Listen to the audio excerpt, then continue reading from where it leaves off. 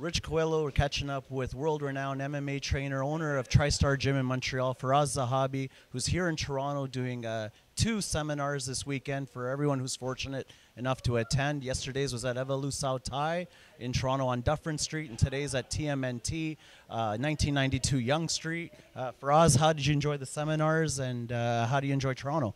I love it, man. Great people here and beautiful gyms. Lots of great martial arts here in Toronto.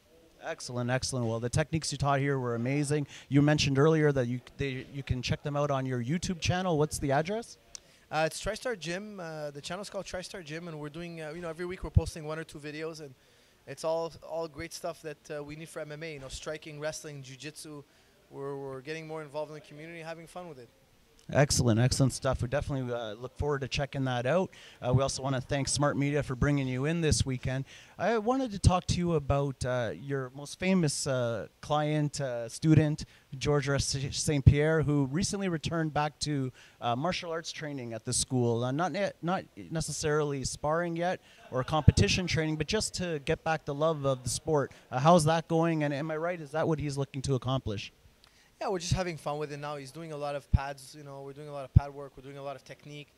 And then February, I think he's going to be cleared to spar. I don't want to talk before he actually gets clear, but it's looking like that. And we're going to have some fun sparring like we've always had. And we're just enjoyment right now.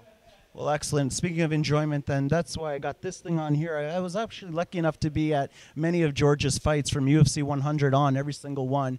And as it got a little bit closer, it seemed like George was starting to lose a little bit of the love of the sport. The press conferences, at one point in time, it was a smiling George. And as it kept going on, George it turned more into a business. It seemed to take his love out of that. Would you agree that that would have been one of the reasons why he would have stepped away?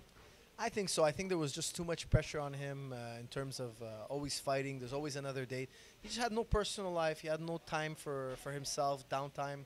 And between fights, he took it very seriously. He kept training between fights. He would only take a week off to vacation. And it was just too much training, 24 hours a day. The training camps were huge. Too many people involved. It was like... For me, a lot of my work at one point became managing all the people that are involved in the training camp. It was just such a big project.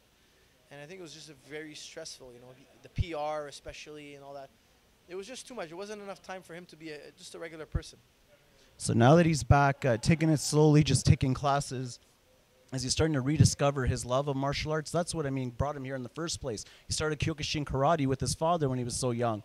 And you've been around for all those years, so how... do you start to see that in him a little bit now? Oh, yeah. I've never seen George as happy as he is now.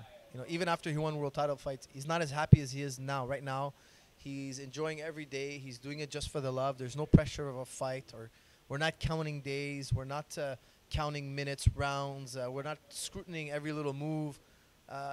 We're just having fun, and we're still learning and having fun playing around with things. But it's not as serious as before, and he needs that downtime, I think. So then it's still too early to say whether, he's going to go back to even sparring or even, helping to train teammates with sparring or, starting to get to competition. Is way too early for that right now? I think it is. I think eventually, I don't want to speak for him. I can only speak for myself. I think looking at him, knowing him for so long, excuse me, I think he has a lot of competitive juices in him left. I think he's going to want to do it eventually. I just know his character. Can I be sure? No. But I think... living an everyday life is a little slow for him. I think he's going to want that adventure of booking a fight. And I think it's a matter of time. But I don't talk to him about it. We don't talk about it too much. Sometimes he says things to me, but I don't try to pull him in that conversation because obviously right now that's everybody talks to him about that. And I think he needs some breathing room, and eventually it'll surface whether he wants to continue or not, but by his own admission, Well, that's awesome. We hope he enjoys it. We hope that he gets the most out of it. We're going to wrap it up. Thank you so much for your time. I really appreciate it. I always learn so much from your seminars. I recommend anyone to check it out, whether it's with Smart Media or over at Firas's and Gym and Tristar in Montreal. Please go check it out. There's so much to learn. This guy has so much to offer everyone. So thank you so much. I want to wish you best of luck to your fighters coming up in Montreal in April. We got Rory fighting, Nordin Taleb, Olivier Aubin-Mercier. Best of luck to that, and thanks again for all the time for us. Thank you. Thank you very much.